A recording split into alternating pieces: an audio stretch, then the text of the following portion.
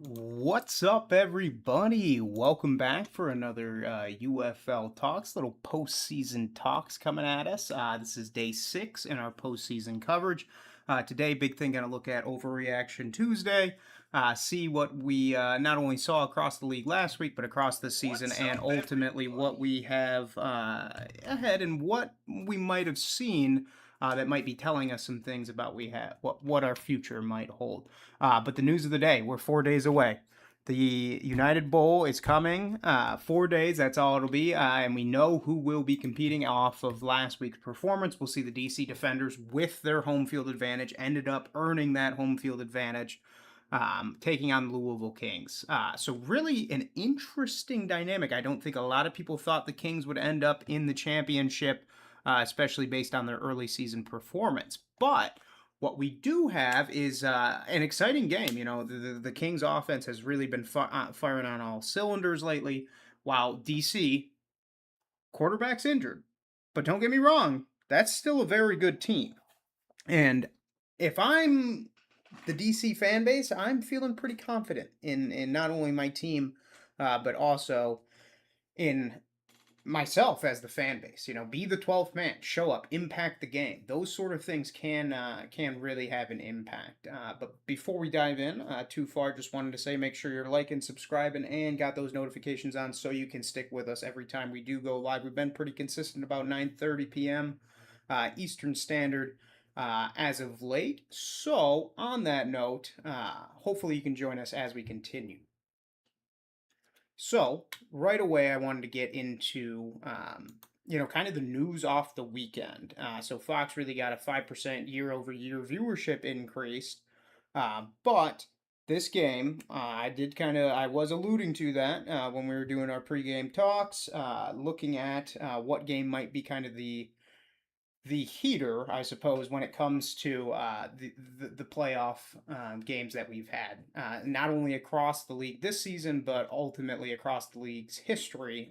So 1,066,000 average viewers is kind of what the Sunday evening game came in at, which was kind of the game of the week, was the game with some stronger storylines heading into it, and ultimately some performance ridden uh, games and storylines, and ultimately this was the chance for the Spring King to get himself back to the championship. This was a chance for the Battlehawks to break that playoff streak, losing in the semifinals every single time, and ultimately it was a great game. You know, there's a lot of it was back and forth. You know, it was really, really an exciting game, and we'll get into it in more depth a little bit later. But when you see this peak viewership, 1.3 million, that's pretty good numbers out of the UFL.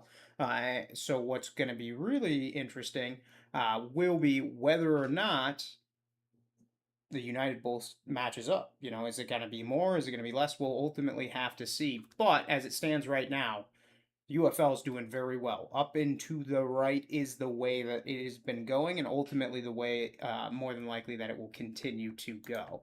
But also, we did get kind of some announcements coming out, and we did see the assistant coach of the year announced, and I'm not going to say they're going to announce the coach of the year, but ultimately, I feel it may come down. It's probably coming down to three choices: Coach Becht, Coach Harris, and then Coach Redmond. So if you look at these teams, you know, Coach Beck, great performance, don't get me wrong. Also had a very good team with some great talent. But Coach Harris, you know, off an injury, gets himself back to the championship. That's a pretty good coaching performance. And then Coach Redmond, with how their season started and how it's ended up for him, you know, that's also a very good case for that Coach of the Year status. So don't be surprised if Harris goes back to back, but also don't be surprised if Redmond sneaks in there. And ultimately, back has a great chance to win it as well, just based on that regular season performance. But assistant coach of the year, Corey Chamblin, really was leading the Battlehawks defense and ultimately was the reason they stayed in every single game and got themselves into the playoffs and got that home field advantage for the playoffs as well. You know, it was really riding on that defensive performance. So don't be surprised if not only does Chamblin get some notice this offseason, but also don't be surprised if he's a potential favorite to maybe get his own coaching position. Because as we expand these teams, sure, we might bring in more big names, but ultimately coaching talent is still going to be a part of the game. Look at Coach Harris. Gets his opportunity, is now pretty much the one of the faces of the DC franchise. So that is just something to be aware of. When it comes to coaching, they have a massive impact, and ultimately, not only are they central in the game plan and ultimately the performance of the team, but also central in regard to the image of the league, but also the image of that team. When it's in the locker room, when it's out in public, ultimately the coach is the one that's out there at the press conferences, the one answering the tough questions. And as it stands right now, so far the coaching across the league has been pretty good this season. Otherwise, we did get all of our Sportsman of the Year's nominees out. Not quite sure who did end up winning. So Malik Fisher out of the Gamblers. Then we got Mac Brown, Alex Matheson, Spencer Rolland, Cornell Powell, Ellis Merriweather, Ryan Nelson, and then Alex Cook. Hard to say which one it will end up being, but I do have a strong feeling Cornell Powell may end up getting this recognition, if not Defensive Player of the Year, which I do think probably will go to more than likely Cam Gill. But at the same time, Cornell Powell would be a good option. Mac Brown as well potentially, and Alex Matheson I think could be potential favorites. Hard to say though at this point who will end up taking that recognition home. Then again, we did see the All UFL offense get announced last week. So ultimately, of the teams remaining, still going into the playoffs. So first off, something to notice: not a single Louisville King player on our All UFL offensive team. Though we do see Deion Jackson and the offensive tackle in there as well. Yasir Durant. So, should be a good performance. And ultimately, half of Deion's performance probably tied to how Yasir's been doing as well on that offensive line, opening up those gaps for Deion to go and get those runs. But just to kind of look around, Jack Plummer, great performance this season. Really, really impressive. Oh, shit, the chat is popping off. Oh, boy. So looking at Day unfortunately did not make the All UFL offensive team, although one Arlington Renegade did, and that was Tyler Vaughn's, based on the relationship with the quarterback Austin Reed. Otherwise, Chris Rowland, really good performance in the semifinal, but also an amazing really pickup for DC and kind of really developed into a strong performance for Orlando between Plummer, Rowland, and especially on the offensive line as well. An all-around good team. Then looking at our defense, this is where we have more distribution. And I think this is where the clarity starts to arise on how the Kings did make it to the United Bowl. So when we look, Cam Gill, what else we got in here? Corey Mayfield. Really, the defense has been good for Louisville. They got a good offense as well. It is doing well, but at the same time, all around good performance across all of our teams. And I think on each team we had some highlights, some stars for each. But at the same time, when it comes down to the playoffs, it's going to come down to Roberson and Edge and Gill. I mean. And that's going to be kind of your most direct matchup. But also at the same time, look for Mayfield to make his impact felt at the same time. And then regarding Day and whether he is a bum, at this time I will say he is not. But at the same time, that offense really struggled for the Renegades, so I'm not going to hold it against Day at all. But then looking at our special teams, first name to note really is Tanner Brown, been kind of the top performer when it comes to the kicking rooms across the league, and also really impressive, really impressive performance. Just looking at last week, 260-yard field goals out of Tanner Brown. So expect him to be a favorite to be picked up by the NFL. Then looking at some of our other talent, none of these other players are going to be in the United Bowl. But at the same time, look at the Battlehawks, look at the Gamblers, look at the Storm. They had some good players. Then checking into the chat, Isaiah Buggs was a certified dog. Still kind of is a certified dog. really been up there for the Storm, did make his presence felt across that defense. And ultimately, I think one of the strong suits when it came to uh, the Storm's defense, because ultimately could kind of hold down the front line. Uh, but now that we kind of looked at some of our head teams, and before we kind of get into looking ahead, I wanted to look at some overreactions that we have.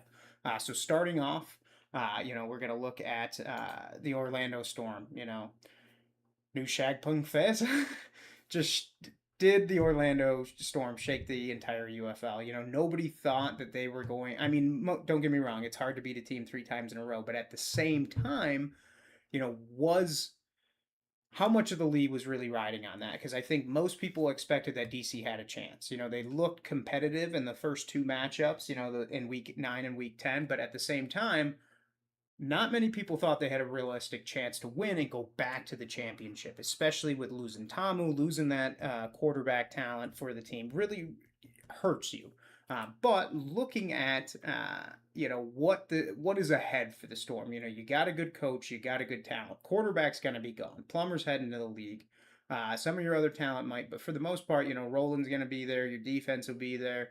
But at the same time, what does the future look like for this team? Because I will remind you, the Battlehawks really started having trouble when Coach Beck lost future Coach McCarron, AJ McCarron, as his quarterback, and then it's been a revolving door ever since. And now look at us now, we're in 2026, and the quarterback that was playing in the semifinals was Luis Perez, a long known Arlington Renegade. So at what point will that team find a quarterback, and is Orlando going to get into that same situation? Because really, you got to wonder. You lost your chance at the playoffs, but at the same time, is the Storm, you know, I guess my question is, are the Storm cursed? Is it Coach Beck? If we look back at the last 3 years, Coach Beck makes it to the playoffs, loses in the first round every single time. Kind of disappointing. The Battlehawks had their chance to break that streak as well. Coach Beck and the Battlehawks wear that curse. Can't get out of the semifinals. And ultimately, the Storm had best team this season and still weren't able to do it. So if I'm Orlando, I got questions for Coach Beck. Don't get me wrong. Regular season success is nice, but I do want to be competing for a championship. And every time Coach Beck is leading the team, it's not happened. Then our next overreaction is the UFL doomed in Texas? I'm going to say it may be. I'm not going to say it's an overreaction, but I'm also not going to say it's not an overreaction. Isn't an apocalypse? The teams are failing. If we look, we got the Brahmas. They got relocated. Ultimately, we're one of the stronger fan bases, so probably shouldn't have been one of the Texas teams to get removed. But looking at the Renegades, they've been one of the more storied franchises. But then you look at the Roughnecks, you got the Gamblers. At what point are we going to find a viable franchise? The Brahmas were popular. They seem like that's the type of market the UFL really needs to be in, those big cities without an NFL team.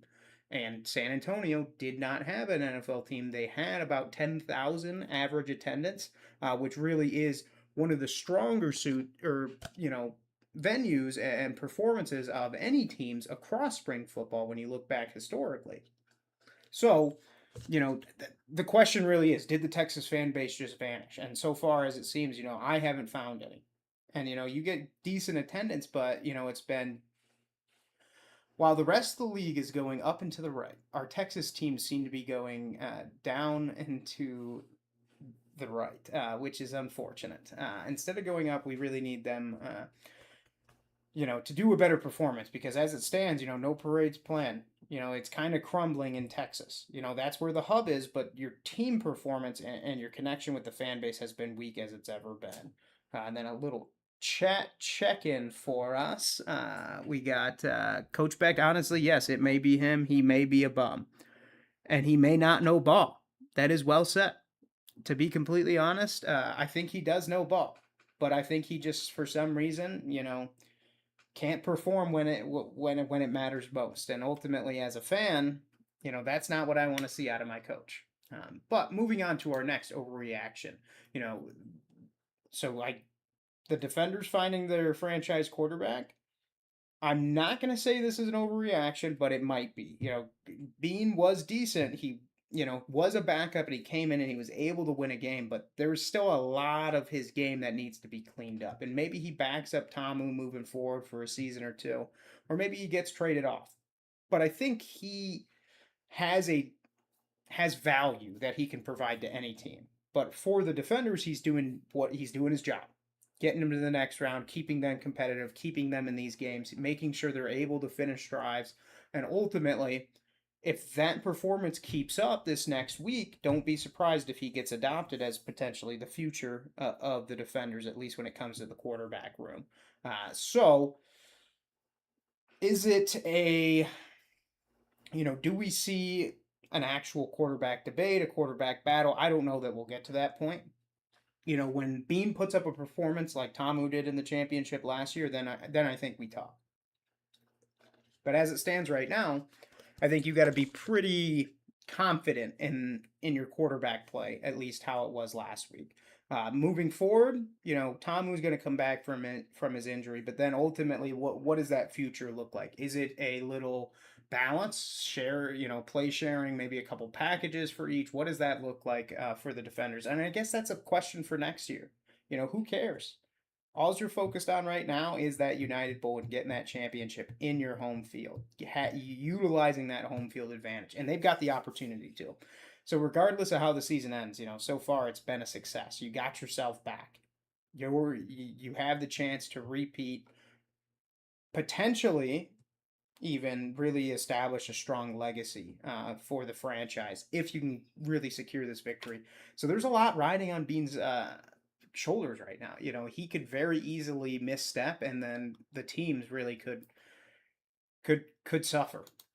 But moving on to our next overreaction, is the Kings' reign over before it started? I think this may be an overreaction. They looked good the last 2 weeks. Don't get me wrong; it was close against the Aviators, close against the Gamblers, close against every team, and they beat DC already twice. And if you think about it, DeLillo comes over, understands the entire playbook, so half their offense just gets completely wonked, and then what happens then?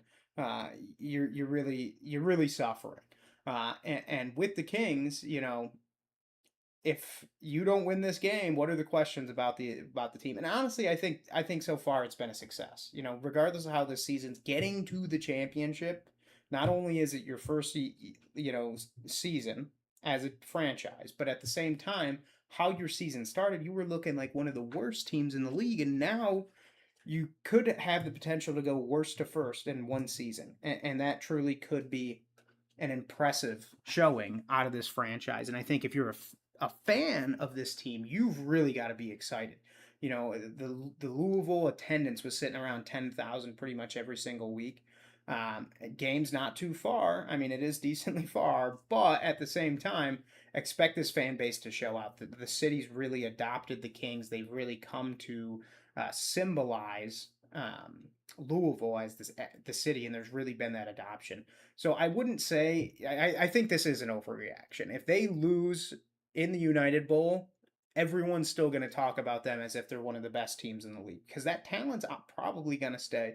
Rodgers might get picked up, maybe do some practice squad time, maybe even get some time in the NFL. But I think more than likely this whole team generally comes back. Gill might get some time in the league, but as it stands right now, I think the reign is only just beginning, and expect this team to get better as Coach Redmond gets his feet under him as a coach, and as Rodgers gets more accustomed to the offense, and they really start to build the team around the talents that they have on the roster that they have.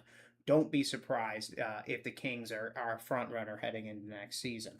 Then a little chat roundup for us. The Brady of the UFL. I'm not going to say that Jason Bean is the Brady of the UFL, but I will say that there's potential for him to get on there. And then regarding the other stuff about the passionateness, I will leave it to that on there. And then our final overreaction is really about the pipeline from the UFL to the NFL. It is real. So far, the most noticeable performers have really been our kickers, but at the same time, there are plenty of players. So, we see that Jacob Sailors going from the Battlehawks to the Lions. We see Jake Bates going from the Michigan Panthers to the Lions. We see Brandon Aubrey going from the Stallions, I believe, to um, the Cowboys. Cavante Turpin going from spring football to the Cowboys. There has been a lot of performance. We've got Jalen Redmond going to the Vikings. We've got Dondre Tillman going to the Broncos. There's been a lot of performance across um, spring football players, especially as they go on to the NFL. So don't be surprised if you see a lot more execution, I guess, when it comes to like getting players into their system and then getting them onto the field to be rotational players. And it may just be defensive backs, it may be kickers, but don't be surprised if there's 15, maybe more, that end up going this year. So most will probably just get practice squad rotational time, but at the same time, don't be surprised if they end up potentially contributing, getting their names called, really becoming a crucial piece or a rotational piece of any defensive front or any franchise kind of in the NFL. So don't be surprised here. I wouldn't say this is an overreaction. I do think this pipeline is real, and I think it's actively developing. So expect more news on this front, especially as the offseason continues. But looking now and turning kind of to a little comparison of the conference finals, the semifinals, kind of prior to the UFL's championship, the United Bowl, and doing a little comparison about what we saw across some of the early years into what we ended up with today. And when we look at 2024, which really was kind of the strong point of the league. We did take a little dip in 2025, but 2024, June 8th is when the games were, which is when the games were in 2026 as well. And we saw the Michigan Panthers taking on the Birmingham Stallions, and ultimately sitting at about 1 million viewership, pretty good numbers. And then our XFL championship was the San Antonio Brahmas versus the St. Louis Battlehawks. And the Battlehawks, this is where the curse begins. You get to the semifinals, you lose in the semifinals, and this is where it really happens. But the viewership, 1.2, we're sitting at 1 million. So really pretty strong performance. And we do know how the playoffs would end, with the Stallions ended up shutting out the San Antonio Brahmas and getting their third consecutive spring football win, but not exactly a third UFL championship. Then turning to 2025, we've got the Stallions and Panthers again taking it on. They were kind of the let's say, powerhouses of the early UFL, especially in the USFL conference. And this one went a little different. The Michigan Panthers ended up getting the win. Was back in Birmingham, even though it probably should have been in in Detroit, but there were scheduling conflicts. Sitting at about 1 million viewership, so pretty consistent to what we saw in 2024. But where we see a dip is in that XFL conference championship between the DC Defenders and the Battlehawks. Great attendance.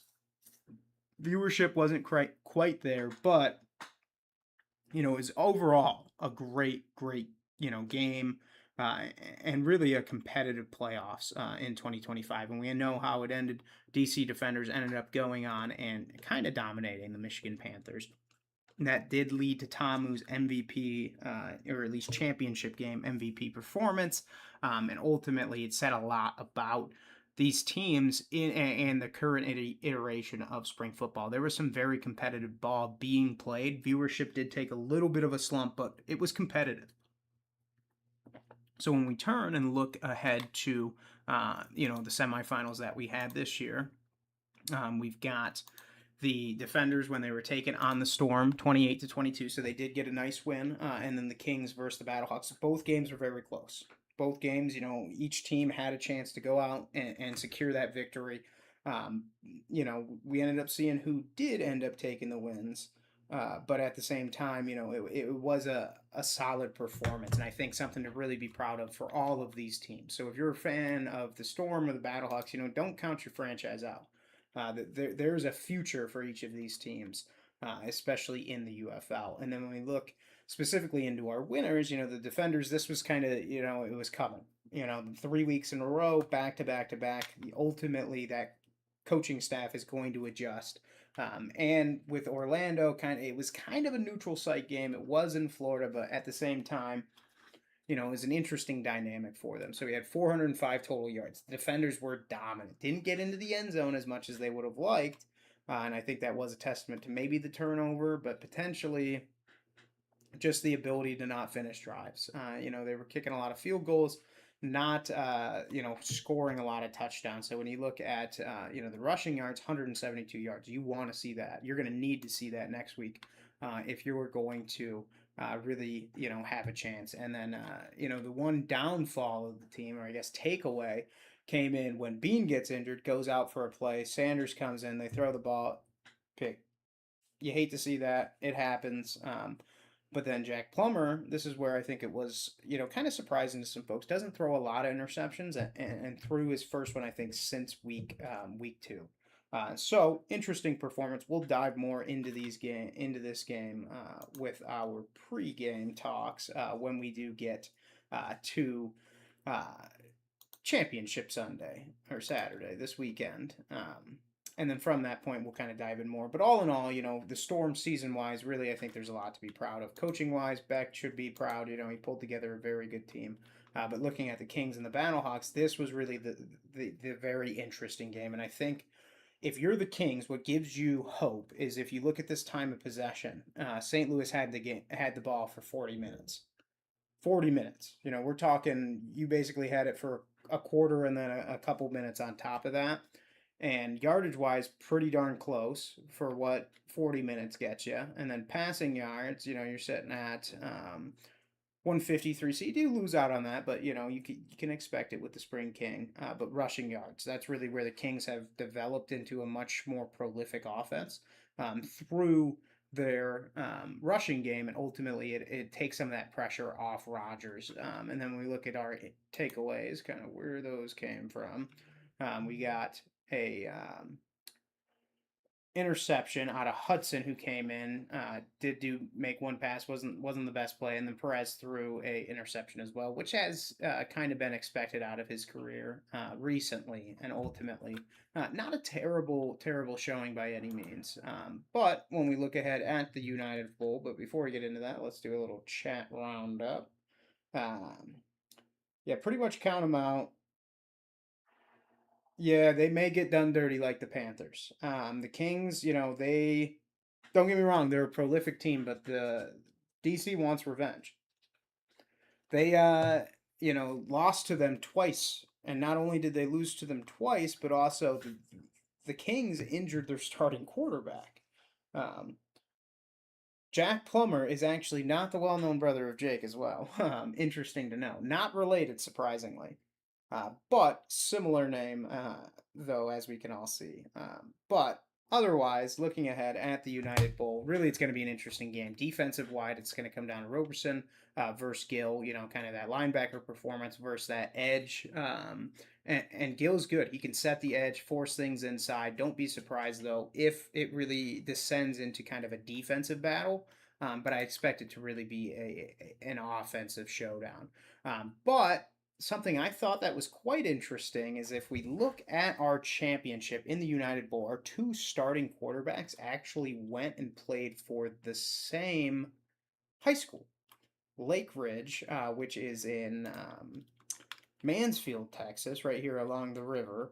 Really interesting dynamic here because we've got, competition that knows each other. They know each other's game. They were developed in the same system. So how does that impact the United Bowl? That'll be a question to watch, and ultimately a storyline that will probably develop over this week as we approach the game. But as it stands, we've got some good performance. I'm not going to say it's the best quarterback talent across the UFL, but I will say that both of these quarterbacks can perform. Bean was kind of a well sought after talent, and then Rodgers kind of a relative unknown coming through the showcases. But at the same time, I think both of these quarterbacks, it's gonna be some fireworks. So don't be surprised if it ends up being one of the better games we've seen. And then just kind of looking at the Kings, you got Rodgers, on that offensive side, and Gill, and then you got the kicker on the promo. So we love to see that. But did end up putting 4 points on the board twice last week, and you need that if are gonna win your games. Every time you get the ball, you better get points. Looking at DC, Dean's on the promo, so we know he'll be in. And then it's going to come down to their defense. Which defense can get more stops? You get one or two takeaways, one or two stops. Ultimately, that's going to change the dynamic of the game. So really a lot to look forward to. And we'll be previewing the game throughout the week and kind of diving in more detail. But at the same time, really something to be excited about. It's a testament to the league, a testament to spring football. It's been 11 weeks. We've had great ball played. We're finally there. We're about to crown our champion, and it's just around the corner. So be excited. June 13th, 3 p.m. should be a great game. For those of you attending, I'm really excited to see the halftime show. We do have 50 performance, so should be exciting. But when we head into that and kind of looking ahead at that NFL pipeline, I think Tanner Brown is going to be our main example, or at least our first example coming out of 2026. Just looking at last week, just looking at the semifinal, two 60-yard field goals were made. That's 8 points just off your kicker. And then you're kicking other field goals, extra points. Don't be surprised if he kicks a few of them this week, especially if he's in favorable win conditions. So Tanner Brown is my favorite to sign a nice NFL contract. So far, has really proved himself. And as he, makes that next step, we'll hear more about his story. So I am excited. And then one final bit of news, kind of a highlight and ultimately a good sign for the league is that they have brought on Morgan & Morgan as an official partner. So expect them to maybe have some ads moving in to this week across the championship in the United Bowl, but also moving forward. Each one of these partners that are brought on, that's a good step for the league. Those advertisements, they really pay for the league's operation, and as it stands right now, the UFL is in a good position. Everything's going up and to the right, and I think there's a lot to be proud of if you're a UFL fan. There should be a lot in store for the UFL, spring football, and the fans of it as we kind of look ahead. So don't be surprised if there's some interesting announcements made during the championship coverage. Generally, that's when they like to bring us the big news. So if there is going to be any team shakeup, or if maybe they add or re-add some teams maybe in this offseason or what happens, expect to hear about that during the broadcast on Saturday. That is the largest audience. That's when they'll really start to preview kind of what the league has ahead. So I expect there to be some big news kind of coming out of that. But looking back at our chat, doing a little roundup here. Yeah, you better go defenders. I mean, home field advantage. Sure, they got their backup quarterback in, but as it stands right now, the defenders may just be one of the stronger franchises in spring football. But it comes down to coaching. They're competitive, and more than anything else, Coach Harris is able to bring out the best team every single week. And he's not afraid to switch up quarterback, rotate people in. He knows how to make that team competitive, and he knows how to win with that team. He just puts his players in opportunities and trusts them to take advantage of that opportunity. So, DC defenders, they've been a favorite all season. Don't be surprised. But also the Kings, they're a dark horse. Don't forget about them. Some government lies, those do occur. I'm not saying I'm propagating them, but they do occur. Yep, once brothers in arms now and are now enemies, sir. I couldn't agree more. Just like Heated Rivals. I'm pretty sure that's a movie. I don't know. I got a buddy that loves hockey, and I think he's all into Heated Rivals. But we got one in the chat saying they will be at the championship game this Saturday in DC, so that should be exciting. And then kind of looking ahead, we had. Let's see. Regarding our next chat. Fitty there. Fitty there. Come on, 50 Cent.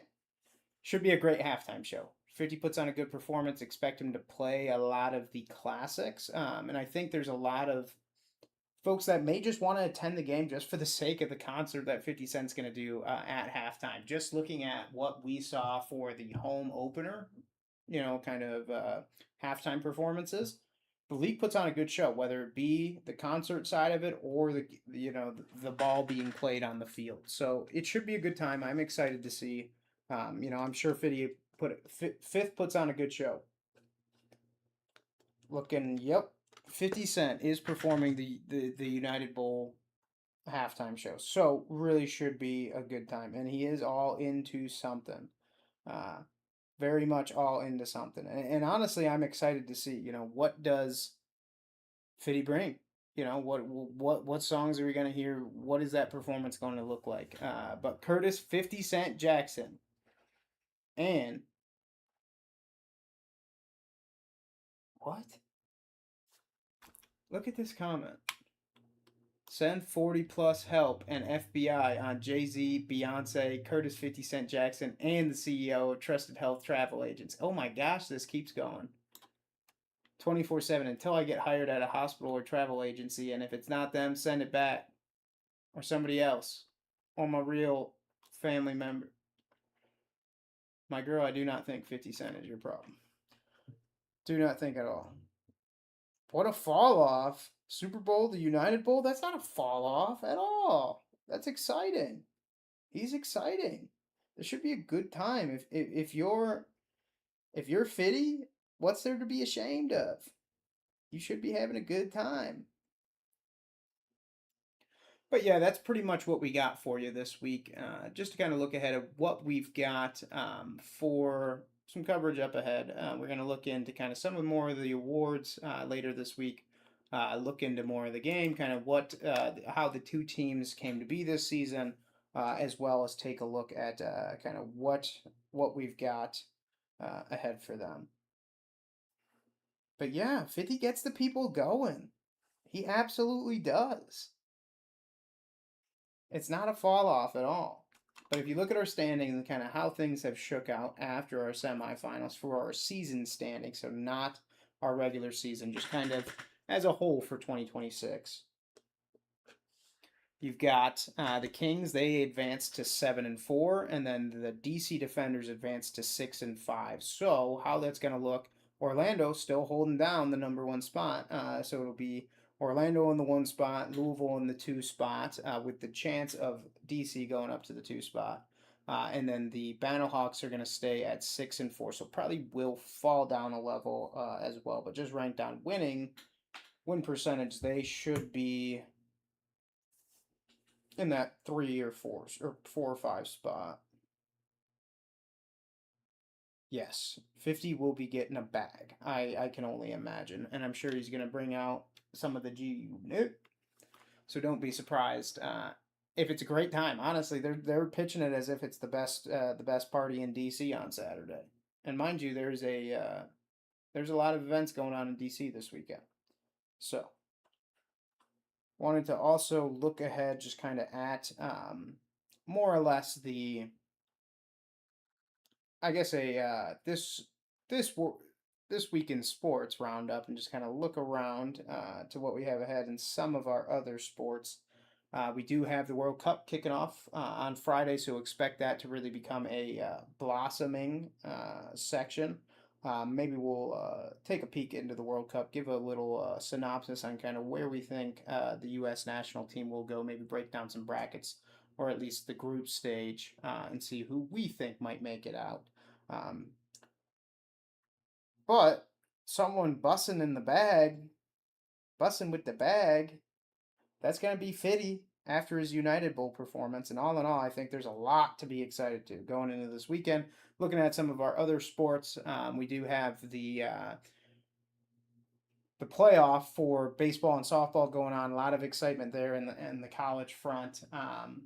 And one note I did bring up, I guess, in another time, but we will have a little note regarding some of the college football news and how it relates to one of our spring football players. Then otherwise, looking ahead at some of our other sports, baseball's rocking. Season's really doing well for the MLB. NHL playoffs are still continuing. NBA playoffs are still continuing. So we got the Spurs took the win last night. So it's 2-1 right now in the series, and expect there to be a lot of action coming out of the NBA Finals. Then looking at the NHL, Lord Stanley's Cup should be exciting. I think we got the Hurricanes. When's the World Cup coverage start? Possibly Friday, potentially. I may see what I can do because the World Cup starts on Friday. There's Fox has got the broadcast, and there's going to be like an opening ceremony. I think that starts at 6 with kickoff at like 7 or something like that, or maybe 8. I don't know. I may have the times messed up, but as we get more prepared for that World Cup coverage, maybe we'll bring you some more information. But otherwise, do appreciate you joining us today. So make sure you're like, subscribe, notified every time we do go live. That way you can join into the discussion. But looking ahead, we'll just do some chat roundup in case there is any other topics the chat would like to discuss.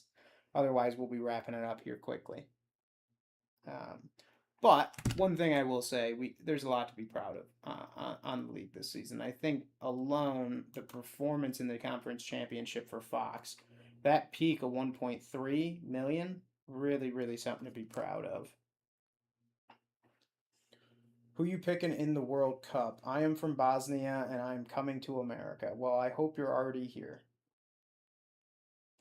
Regarding my pick for the World Cup, tentative favorite.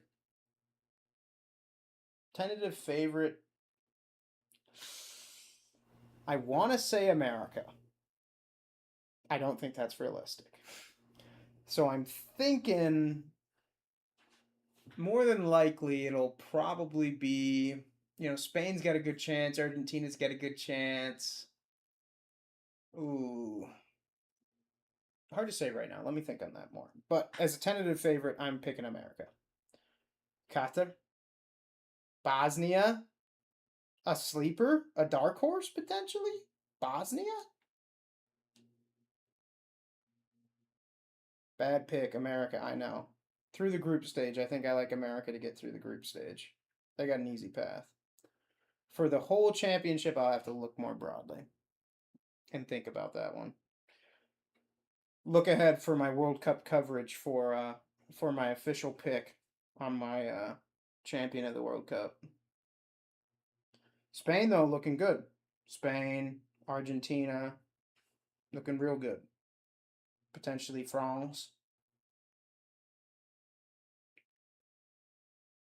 We didn't see Italy make it, or Nigeria, or Cameroon, which are some of my that part of the world favorites. What I'm wondering is, are we going to see an Iran versus America matchup in the World Cup? That would be crazy. I would be very intrigued to see who ends up winning that matchup. 3-3 going into the third. Oh no. Let's check let's maybe the World Cup coverage starts today. Let's check it out. Let's check it out. Let's check it out. Let's check it out.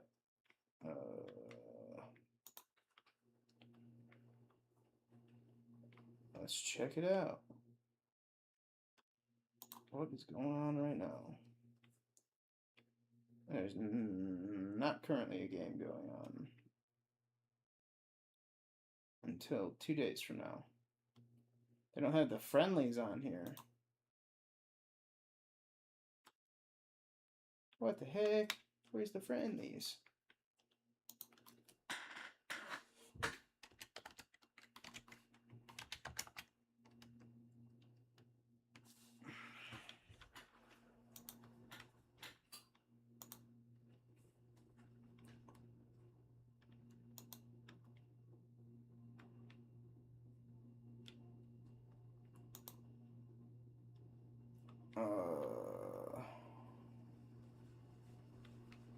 Let's see. What do we have? They said we are not showing you anything. Well, let's see. Let's see.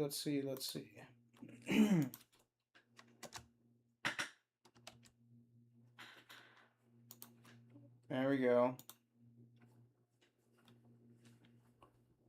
Live. Iceland and Venezuela are live right now. Can we check in on this?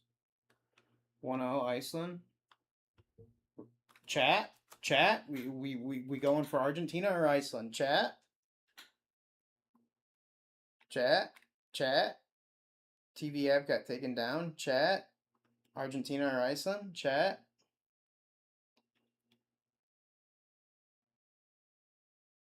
Chat.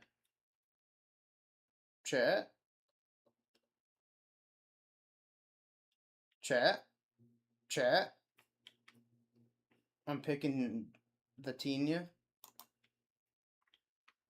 Let's check our other game. Venezuela versus Iraq. What's up with the whole like anti-America club? And Venezuela's taking it. Come on, Iraq.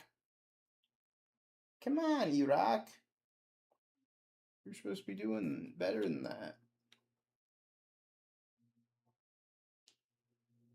Got to go with the Icelandic heritage. I respect. Chat, we picking Venezuela or we picking Iraq? I'm not going to lie. I'm probably going to pick Venezuela because Iraq kind of got decimated by America. So I'm going to pick Venezuela.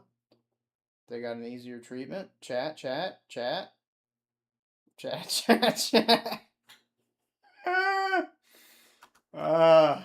Cracking me up. Let's check in on the NHL. See what's going on. 3-3. 3-3. Chat. Let's see what we got. Colton Sissons. Wrist shot. Saved by Brandon Busey. We love the Busey. The Vans. Oh, Jordan Stahl won the face-off against Thomas Hurd. What do you think about that? We got 23 shots out of Carolina, 15 out of Vegas. 3-3. Come on, Carolina. Vegas is leading the series 2-1. Equal penalty minutes, face-off. Canes are winning. The Vans. So next, seems we're getting a little action on the ice right now. A little action on the ice. Sports Surge. Not happening. There's also Verlo or something like that. I think that's pretty much where we're going to call it. Mark Stone blocked the shot from Jordan Martinook. But anyway, thank you for joining us. It's been a pleasure. We'll catch you tomorrow, 9:30 p.m. For another stream. We're going to dive in more to the last season of the UFL and what we have ahead in 2027, and also for the offseason, what the NFL pipeline is going to look like, and more or less what we have ahead for the league. So thanks again for joining us. One last reminder, make sure you're like, subscribe, notified. That way you can join in the discussion with us. But thanks again. We always appreciate having you with us. So have a wonderful evening, and we'll catch you tomorrow for our next stream. Bye now.